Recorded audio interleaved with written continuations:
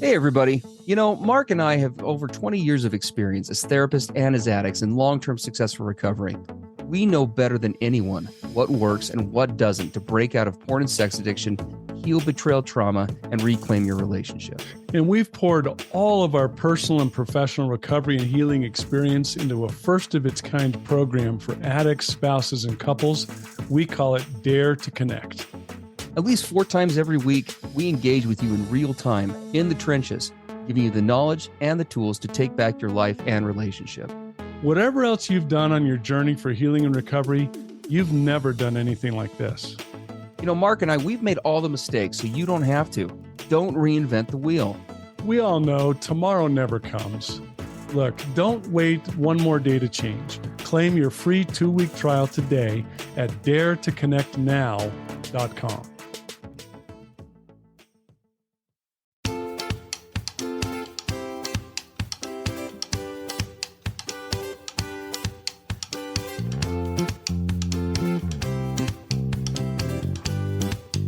Hey everybody, I'm Steve Moore.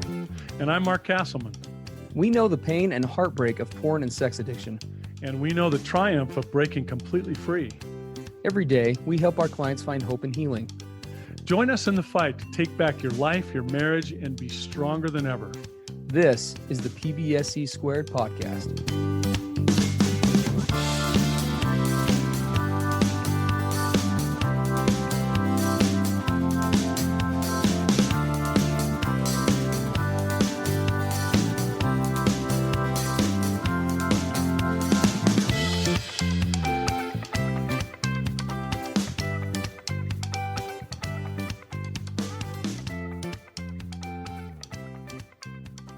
Good morning, everybody. Hope you guys are all doing well today. Hey, we're excited to be coming at you with a topic that's been often requested and one that we've also discussed quite a bit, but haven't addressed, I guess, directly on a podcast.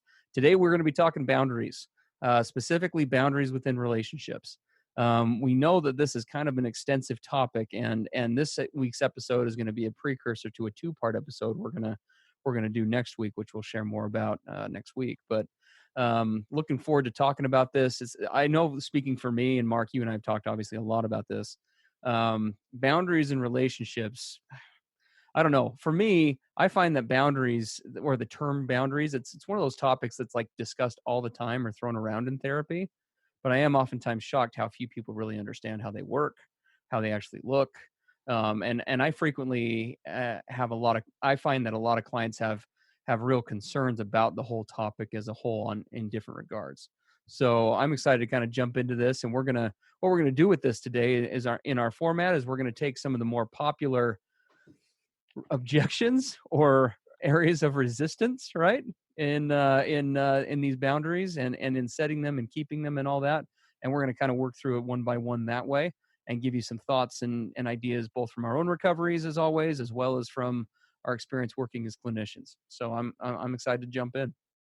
Well, let's start out with one of the objections. As I hear you say boundaries, right? Boundaried relationships last. And there's a little part of me from my past, the rebel, that says, whoa, wait a second. No, we have love. We don't need boundaries. Love is free. It's free expression. It's right. It's spontaneous. What are you talking about boundaries? Love, love is all you need. You don't need boundaries. Yeah. How do I not take up the whole podcast with my response? I have so many thoughts on this first question. We'll see. Maybe this ends up being 2 parts. We don't know. But I hear that all the time as well. And you don't need, and it's easy to understand why we get that in our culture. You don't have to go any further than any, somewhat high movie ticket selling romantic comedy or chick flick, so to speak, to get an idea of where some of this stuff stems from. We have in our culture this really weird idea around what love looks like. And in some ways it's correct, and in other ways it's definitely not.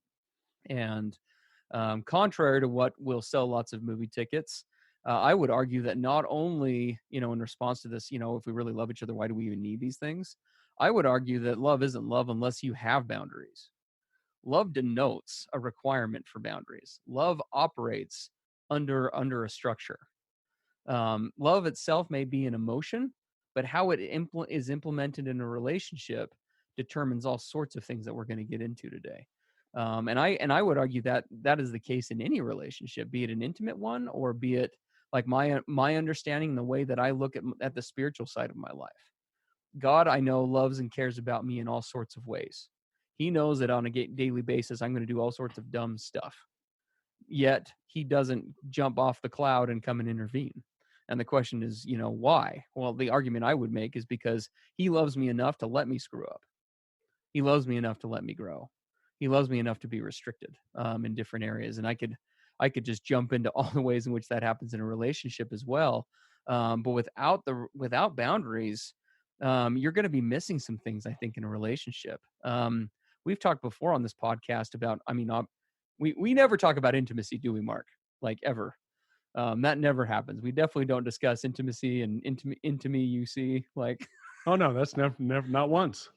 I think some of our listeners could almost make a drinking game off of that. How often we talk about intimacy. You just take a shot every time you hear us say that. But when we're talking about intimacy, there are some key ingredients that form really the base or the ground roots of that.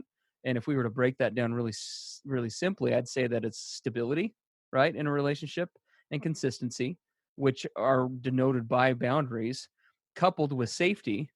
And that's what kind of creates that intimacy factor, those three things: stability, consistency, and safety. And you can't have any of those three, in my opinion, without having rules. How can I be consistent in a relationship or in a marriage where we don't even know where we're going, right? Or the direction we're taking, or the whatever. Good marriages, for example, have a 5-year plan. Where do we want to be in a year? Where do we want to be in 10 years? What do we want our lives to look like in X, Y, and Z areas? So anyway, end of rant. Well, and if I've got a great personal story about this, why boundaries are so critical to a loving relationship and for this concept of stability and consistency and growth. And I would say maturity. You can't experience growth and maturity in a relationship unless there is something that is challenging you, Yes. where you have an environment with boundaries where you need to confront your character liabilities, the things that, the weaknesses, the parts of you that you want to improve and become better. How do you do that without boundaries and expectations and rules? And for me, as a kid, I was raised in a really, I guess some would say, kind of a funny environment, but a lot from my generation were. So I was raised in a home where there were no boundaries, so to speak. Mm-hmm. Right? My mom would say in the morning, "Hey, see ya. Just be home before the street lights go on. I don't know where you're going, what you're doing, or what it's going to be about, but have fun." And Yeah. so as a kid, it was like, okay, awesome, man. I'm just going to go out and just have one big giant adventure. Best parents ever. Oh yeah, the best parents ever.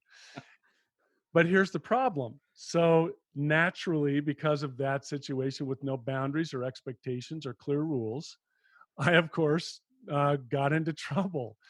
And, a kid without boundaries is going to do some really crazy stuff. Yeah. Well, so here comes my mom or my stepdad. And when they find out what I've done, now comes, here comes the wrath. What were you thinking?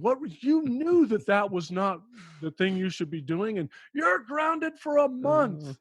Yeah. And then as a kid, you're like, whoa, wait a second. There weren't any boundaries. You didn't say that I could or couldn't do this or that, and you certainly didn't tell me that I was going to be grounded for a month. When did all that come up? Yeah. And now as a kid, you're resentful, you're angry, you're confused.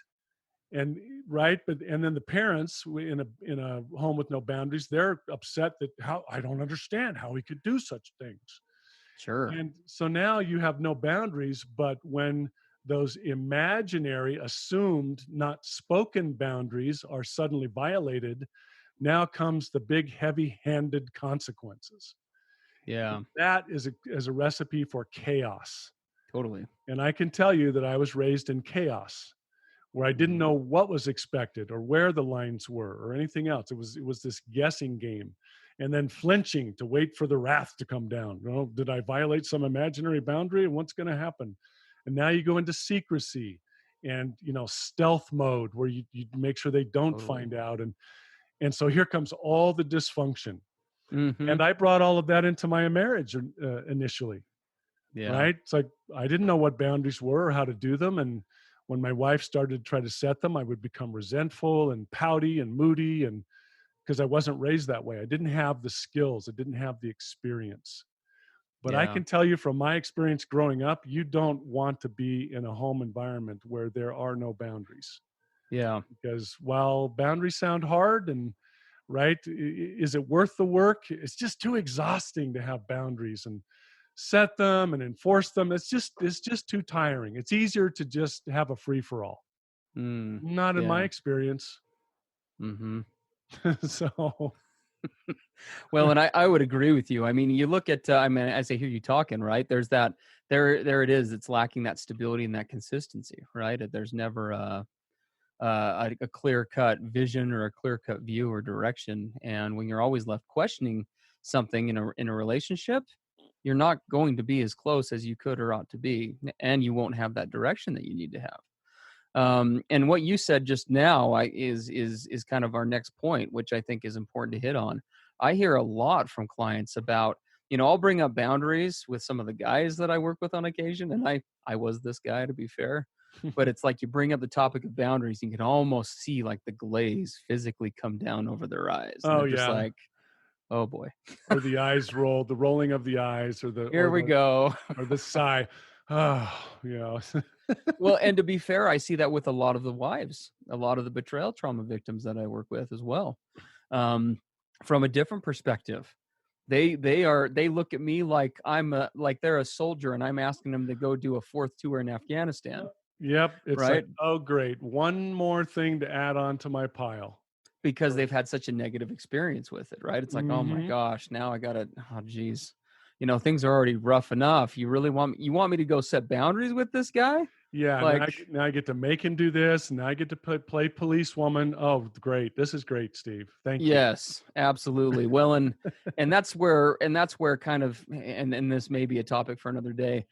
The way you implement and set boundaries, some of which we're going to talk about today, is critical, right? And I would argue that consistency absolutely is needed.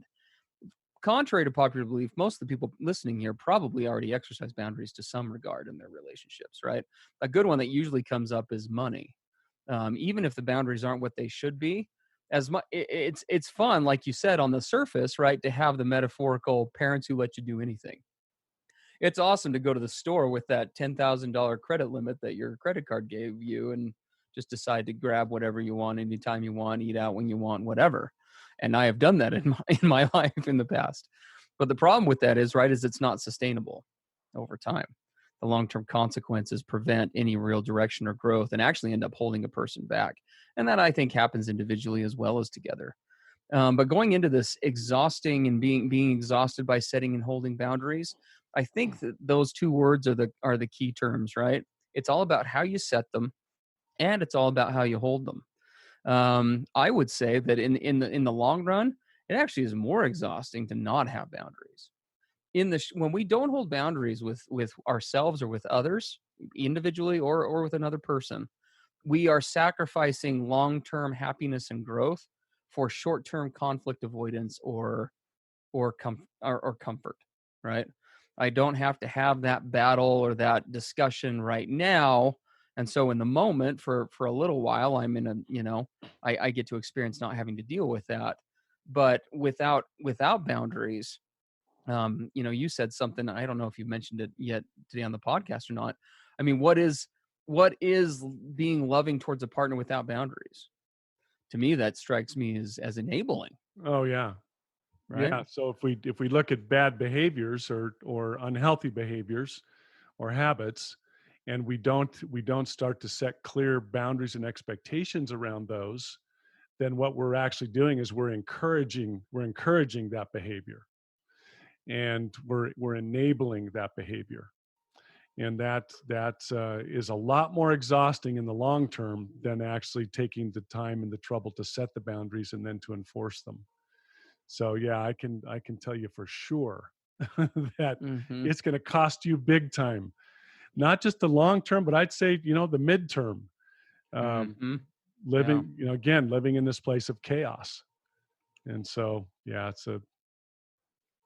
But it's easy to get in that. It's easy to understand why people struggle with them so much, either because of that lack of information, or in marriages where you tried to set a boundary and failed, and for various reasons. It's tough to go back and try to re-hit those, because oftentimes, by the time a couple hits my office or your office, things are already so difficult. The thought of like trying to hold boundaries just becomes overwhelming. And this notion of like, oh my gosh, I've got to do that and add one more thing onto the pile, can be overwhelming. So when we hold boundaries, we are giving up that short-term comfort, but in the long run, it definitely makes the relationship run more smoothly, and you run into less issues and less problems. The question becomes, right, how do you set these things? That's probably the question that I get all the time, because people have this idea in their mind of what boundaries are. And one of the things that I'll just give you a couple of thoughts on how I approach boundaries with clients. The first is that boundaries, the name of the game when it comes to boundaries, is the phrase, you do you and I get to do me, right? Boundaries have nothing to do with, you mentioned a minute ago, being that policewoman. And I've talked about on the podcast many times how a spouse working with an addict partner cannot be three things. He cannot be her spouse's confessor, enabler, or policewoman. All three of those roles will destroy intimacy and connection, not build them up. And yeah. and boundaries aren't about policing the other person, running around trying to chase them. I would agree with those who have done that in the past, and I have done that in my marriage. I know my wife has. She could come on here and talk about that for hours. It is exhausting. That is an exhausting way to live. But effective boundaries have nothing to do with regulating another person, and this is an absolutely key part. It's not about changing behavior of another, although sometimes it can have that impact. Boundaries are not set from a place of how do I make my spouse into what I need them to be or want them to be. Boundaries come from a place of I need to get in touch with authentic me and figure out, for example, in this marriage, if I'm talking marital boundaries, what do I need in a marriage from any partner, right? What do I need to feel close, to feel connected, to have emotional and physical intimacy, to be moving on a path where I find satisfaction and enjoyment out of my marriage, and not for it to be something like a ball and chain that's just I'm dragging around, right? And so right out the gate, you can see that's a big shift for many of you who might be listening, because if I'm setting boundaries in the right mantra, it has nothing to do with what the other person does in terms of, hey, I need to change your behavior. It's me saying, hey, you get to do you, right? Like I'm done trying to police you or run your life or whatever. I'm going to do the hardest thing in the world to do, and I'm going to honor that agency you have, and I'm going to say you get to be you. But by the same token, I get to be me. And I'm not telling you whether to stay or to go, and I'm not even getting into the right and the wrong of it. But if I've set effective boundaries, the message is going to be, these are the things that I need, and those will either be things that you're willing to work with me on, or you won't. But I suppose that is part of the key problem with boundaries, right? And setting them is having that conversation, which is scary for people. Well, and it's what you're describing is a great example in the difference between boundaries and enabling. Yeah. We talk about boundaries, and I love what you said. Here's what I need in this relationship in order for this to work for me. And then you have the opportunity to state that same thing for me. And this is what mature people do. Yeah. We talk about what our legitimate needs are. We talk about our feelings about that. We dare to discuss things that are uncomfortable, right? We've talked on this podcast about becoming comfortable with the uncomfortable. Yes. And this is maturity. This is where we have an opportunity to confront tough stuff and grow through it together and individually. And none of that's going to happen if we don't have the initial courage and discipline and faith, quite frankly, to sit down and talk about these issues, about Yeah. these boundaries, about these rules and guidelines and expectations in the relationship.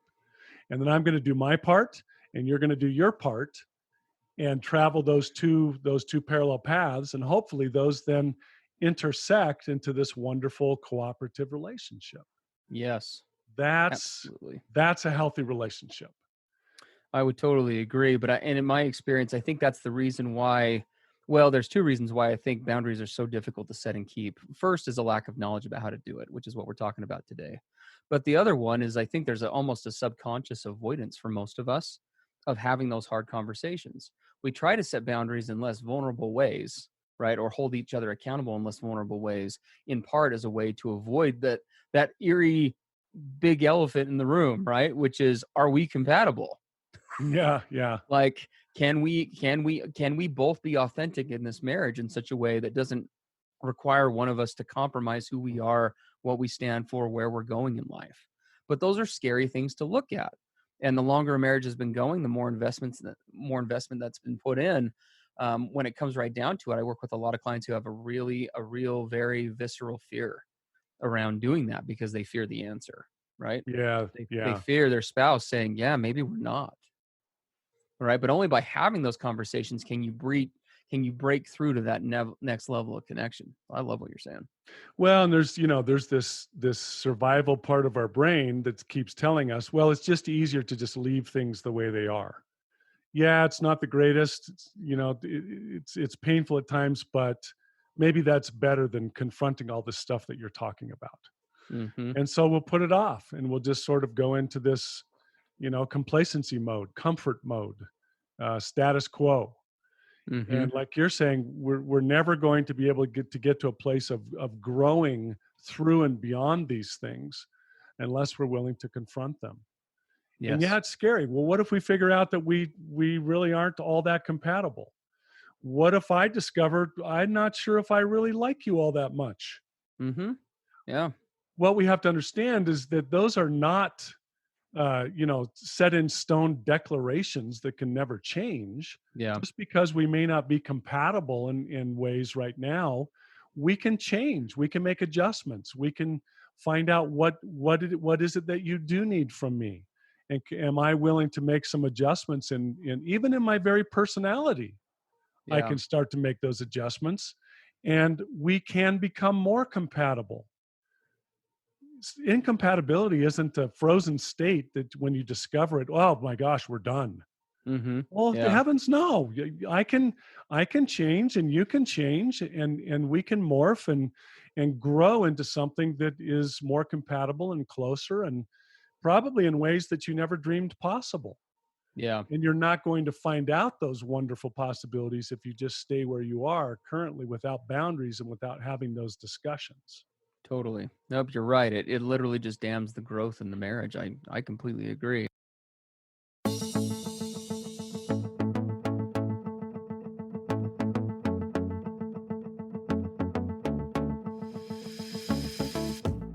Hey, everybody, Mark and Steve here. Are you looking to take your recovery and your marriage to the next level?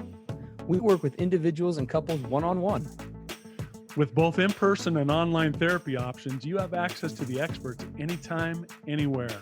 To learn more, visit us at pbscpodcast.com.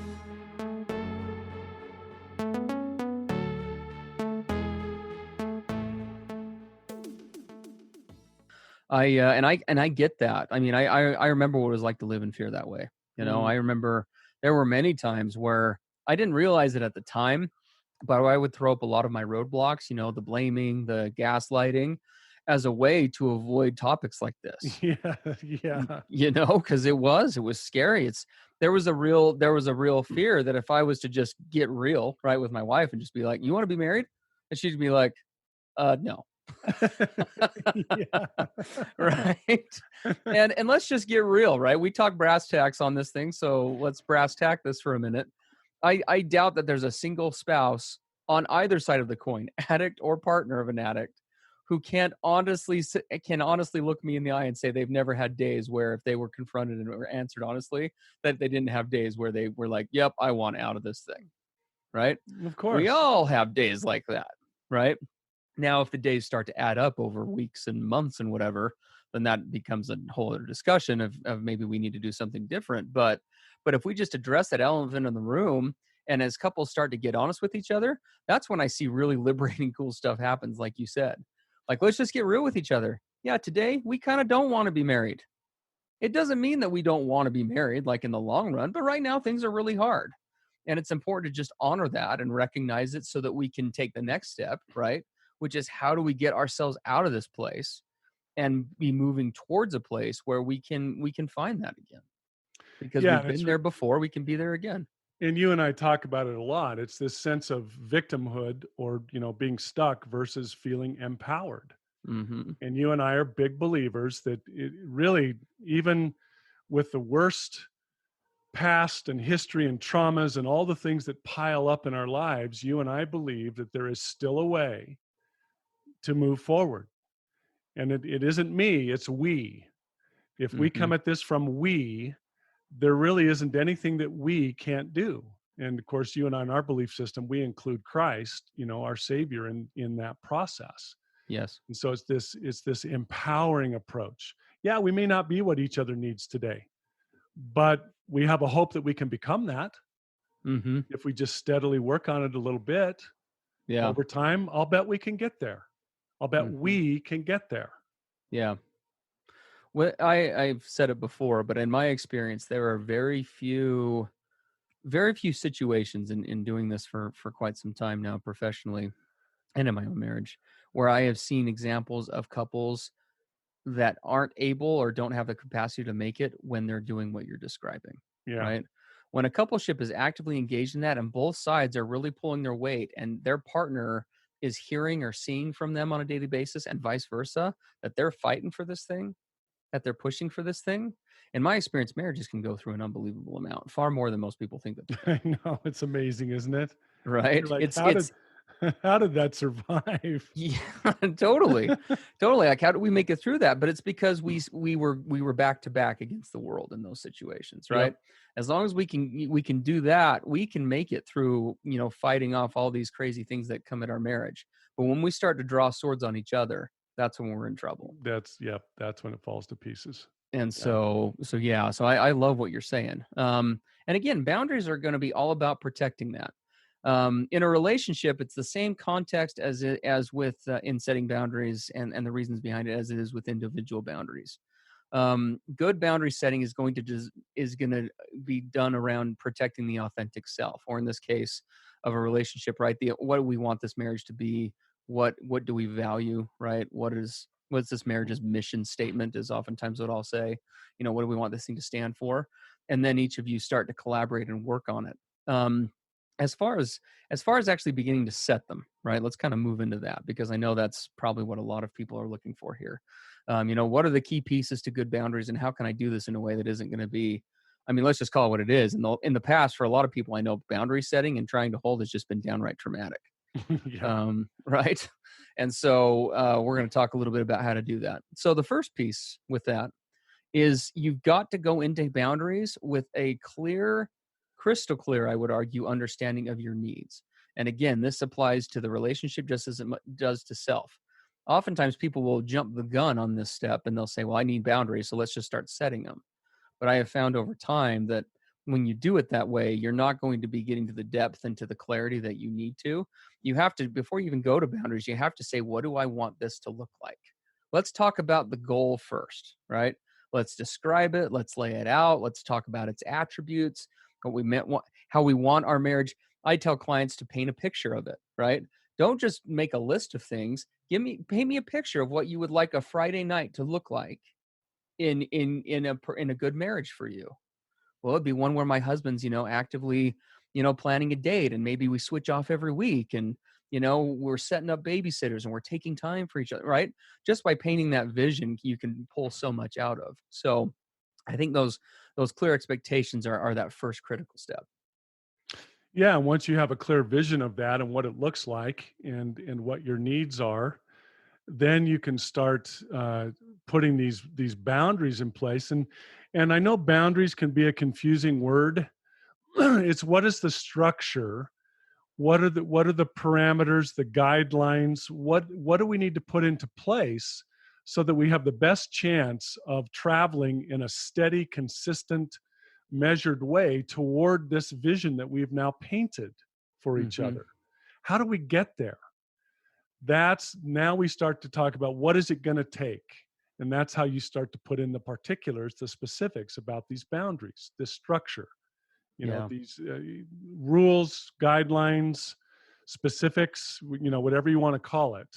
Mm-hmm. It's the step by step to how to get there. Yeah. And you talk about there are two basic types of setting that up, which are the do's and the don'ts, Yes. right? Well, and the don'ts are usually what's emphasized, right? When we think about boundaries, those are the things that we think Yep. of. We think of like I will group these. I have a whole way of doing boundaries in my office that's too lengthy to talk about here, but I will go through and I will kind of compare the don'ts to boundaries as like the Mosaic law in the marriage, right? Thou shalt not, right? It's like all these restrictions, and those are important, but they do get kind of a negative rap because of how they're held, which is coming up next. We're going to talk about that. But those are critical. But then just as important as the don'ts are the do's, Yeah. right? This isn't all about restricting certain elements or confining certain things. We're keeping them within bounds. But the marriage, the whole goal for this thing is for growth, whether it's individually or just as a couple, right? Just as there are these lines that we shouldn't cross, there are other lines that maybe we haven't crossed before that we need to be pushing into more, right? We need to be growing into and breaking through our comfort zone and putting ourselves out there and right in all sorts of different ways. Classic example that we've talked about on here are like check-ins. For most of the guys that I work with and for many of the women, I mention check-ins and I tell them what that is, and they look at me like, again, I'm sending them off to war. It's like I got to sit down with my spouse for a half hour-ish every night and get real like that. Like that is the last thing, that I feel comfortable doing. But nevertheless, healthy couples are ones that practice that level of intimacy every day, even if it's just in some small, subtle ways. That happens on a consistent basis. And so focusing on the do's is kind of the bright side of boundaries, because that's the don'ts keep us safe. The do's move us forward. Yeah, Right. exactly. Yeah. Yeah. Another great example we've talked about extensively in these episodes is, for example, with regard to my sexual intimacy relationship. Mm-hmm. So yeah, there are boundaries, and some of those boundaries will be things I'm not comfortable with. You could say the don'ts, but there's a lot of do's there. Let's talk about, what do you enjoy? What are things that you would like to explore? And literally having a conversation about those kinds of things. That's part of the setting of boundaries. Mm-hmm. So they're not only restrictive, they're also expansive, Yes. and can go into places we never would have gone had we not started to have this discussion. Totally. I love Well, that. oh, I absolutely agree. Well, and I think it's one thing that we do need to mention before we move on to kind of that next part of the discussion, which we're all looking forward to, is we need to look at the fact that boundaries only work if there are consequences attached. I knew you were going to say that. I know. I don't want consequences. Boundaries only work if there's some sort of enforcement behind them. Now, this is probably the main line where this is where I lose guys, right? When we're talking about this in my office. Yeah. Because instantly it's like, okay, now he's lowering the boom. He lured me in with all this fancy speak about boundaries, and now here it comes, right? Here are all the Yep. things I can't do. And it's not been an uncommon occurrence in my office where I will work with a wife for a while. We start setting up boundaries for her, for example, around sexual safety. And the guy will come back the next week and be pretty open about the fact, hey, I'm so glad that I'm paying you X amount of dollars a week so that you can help me have less sex in my marriage. Thanks for that. I Great. know. What a cool investment, and and so on the surface, they tend to look at these as punishments, right? When we hear restrictions or consequences, we instantly hear punishments. And now it is true. I will validate the fact that chances are, with a lot of you out there, consequences have been used more as punishments, right? Again, because we've used the consequences not through the lens of you get to be you. I just need you to know what I need, but we use it through the lens of, hey, if you don't toe the line, right, or if you don't conform, or you're not doing it right, or you're not doing it enough, or whatever. And the shift from that is turning that on its head. If I always tell guys that if your wife is setting boundaries effectively, which I'd like to think I do a pretty good job of that in my office with me, what we're doing isn't giving you a list of consequences. There are consequences to actions, but what we're giving you is a love map, right? What we're doing is we're really showing you, hey, and a lot of guys that I work with have been really asking for this for months, if not years. Help me. What do I do? What do you want me to do? Tell me what Yeah. to do, right? Tell I, me I what to want to do. connect, but I don't know how, right? And when a wife starts to set those boundaries individually, and she's able to, convey, hey, these are the things that help me to connect with you authentically sexually, for example. Here are the things that don't allow me to just kind of tolerate being sexual with you, or kind of halfway invested, or, tuned out, or whatever. This is how I can really connect with you if we are doing these things, if these things are you're willing to do. Well, now we've gone from, oh geez, look at all these restrictions, to holy cow, I actually have a direction, right? Yeah. And then the responsibility is on me, which is where it should be, to be able to say, look, she's not going to judge me, she's not going to hold it over my head, she's not going to try to manipulate me or guilt trip me or anything into doing these. She's just letting me know that if I want to connect with her, I have the chance to do it in these ways, and as long as they're authentic, what this gives me is an opportunity to step up. Yeah, it changes your whole mindset. Totally. Because we were raised with these boundaries and consequences as something really negative. Mm-hmm. Oh, I broke the rules, and now here comes the punishment. Here, right? Mm-hmm. Even back when I was a kid, here comes the belt. Yes. Get out the belt. Mm-hmm. And we bring that into our understanding of that into our adult lives and our marriages, when it's really just the opposite. It's Yeah. like, because who says that I work with, I just want to have a happy marriage. I just Mm-hmm. want to have a great relationship. I want to have a close relationship. How do I do that?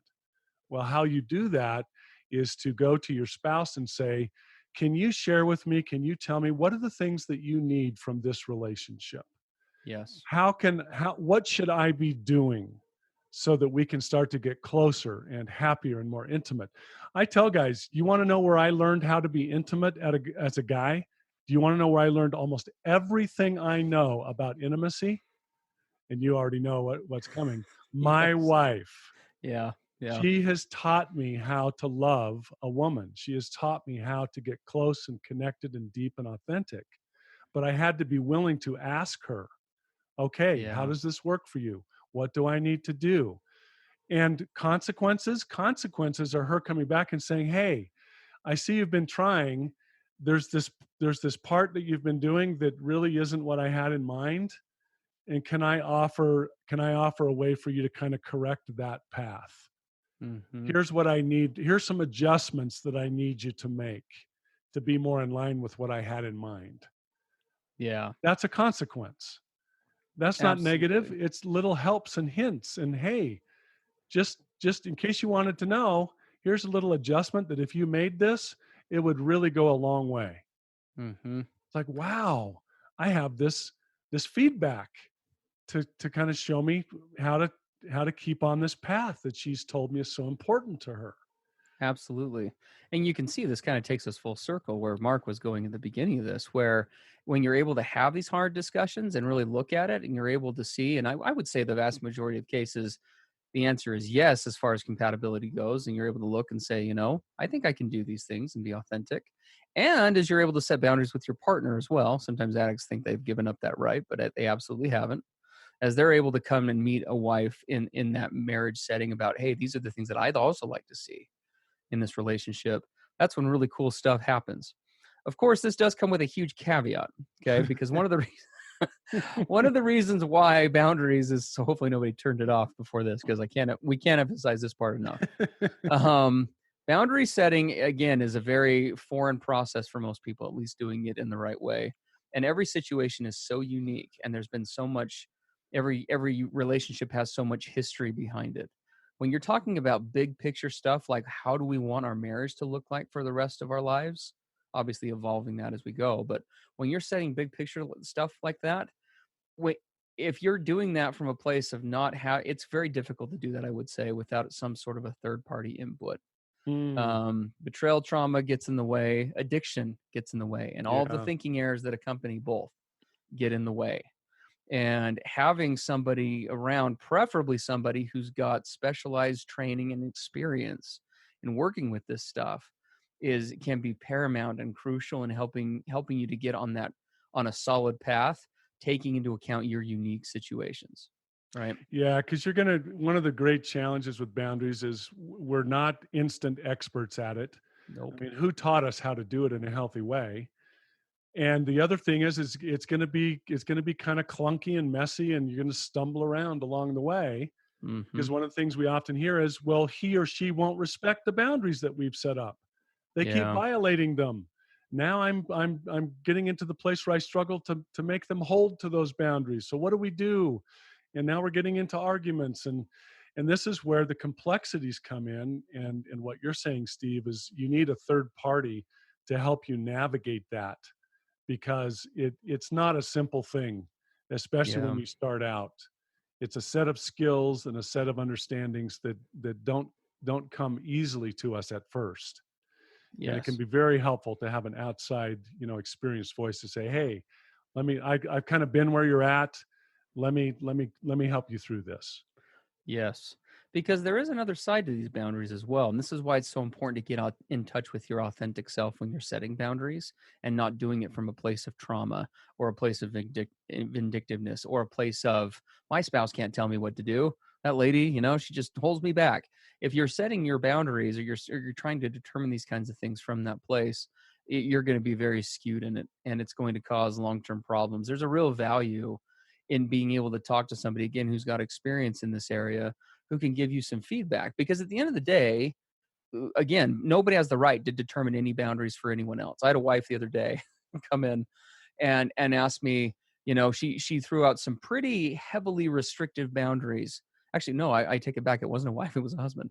He threw out some pretty heavily restrictive boundaries in the relationship and said, well, I feel like I need these things, right? And I won't go into the specifics of what they are, but what I told him is, as I said, at the end of the day, I'm a guide. I'm here to help you figure out what these are authentically for you, but I will give you some feedback with them. And if you're setting a boundary with your spouse around, being intimate X amount of times a week, you can set that boundary. This might not work. Yeah, you think? Yeah. You're welcome to hold that boundary. You really are. I mean, I say that authentically. If your boundary and your true need, now again, I have a whole thing about sex being a need, so this is a bad example. But if you have a real authentic need around X, Y, or Z, you get that. It is okay to do that. Nobody has a right to determine that for you at the end of the day. But by the same token, you also have to own the consequences. Yes. Right? If I throw all of these unrealistic restrictions around what a relationship should look like, how my spouse should perform in different ways, et cetera, then I by same token have really probably limited my capacity to find happiness and connection. Yeah. So, Yep. And that's where, with a whole other episode on this me versus we, and yes. where your mindset is with that. Well, we probably better wrap it up. Yeah, I agree. This has been really good. Next week, we're actually going to jump into, just to give you a quick thing before we talk assignments here. Next week, we're going to be jumping into a 2-part series, like I said, talking about one's going to be for the addict, the other's going to be for the partner, but along the same lines of, how do I trust him or her again, right? How do I get to a place, we've been working on recovery, we've been making progress as far as, relapses and sobriety and other things go. But how do we really start to make that leap in terms of getting back to a good, emotionally close, intimate place? Because there are some real challenges on both sides of the coin for making that happen that obviously oftentimes aren't apparent until you've been doing it for a little bit. So we'll Yep. be jumping into that. But I guess the only assignment that we would give today with this is just to start small with it. The standing assignment that we always kind of unspokenly give is, please get a good therapist. But the assignment besides that, would be just start mapping out your needs, for the relationship. Start coming together as a couple and talking about it. What do we want this thing to look like in 5 years? What do we want our vision to be? What do we want a date night to look like? And I'm not just talking about like where we go. I'm talking about, how do we each want to be showing up? How do we each want to be feeling in that environment? How do we want the family photo to look in 10 years? From not just a perspective of who's there, but from a perspective of, what are we feeling? What are we thinking? Are those people in that picture, are they happy? Is it a bunch of straight-faced, people who are stuck in a painful place, like some Western Photoshop, like what does that look like? And as you start to do that, that's when you can start moving into this space. Yeah. So, Just start talking about that vision. And then I'm a big believer in baby steps. yes, What are a couple of very simple things we can do this week that will head us in that direction? totally. And then just start. Awesome. Yeah. Love it. Well, thanks everybody for tuning in. Have a great rest of your week. We'll talk to you next week. Yep. See you next week. Mm. That's all for today. Thanks for joining us. And remember, the opposite of addiction isn't sobriety, it's connection. Together, we can do the impossible. To learn more about Mark and Steve and to listen to more podcast episodes, visit us at pbscpodcast.com.